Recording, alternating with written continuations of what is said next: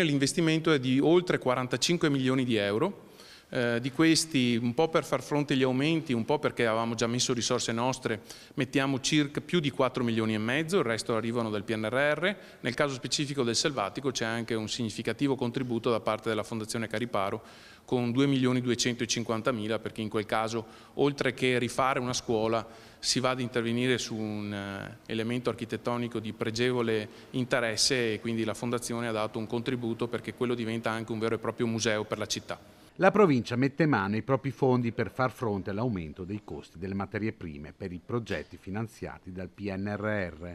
un piano di interventi che è passato da 34 a 45 milioni di euro. Le opere che l'ente ha messo in campo riguardano l'edilizia scolastica e riguardano molte scuole della provincia di Padova. Da Palazzo Santo Stefano garantiscono che il termine dei lavori sarà rispettato. Noi abbiamo bandito tutte le gare che erano relative al PNRR,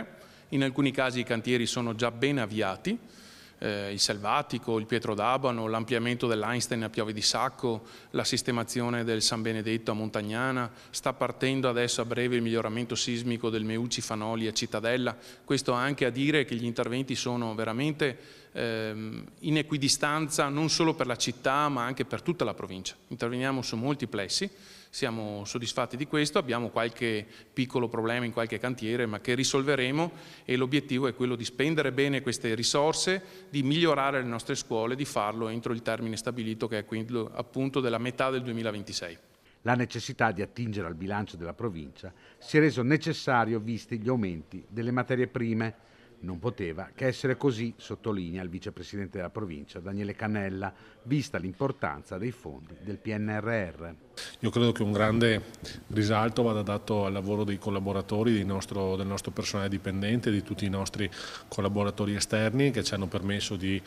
mettere a terra tutti questi milioni di euro di investimenti, in particolar modo sui nostri edifici scolastici. Devo anche per onor del vero citare chi si occupa delle gare, degli appalti, che quindi insomma dai tecnici, quindi fin dall'impostazione, la progettazione, l'appalto,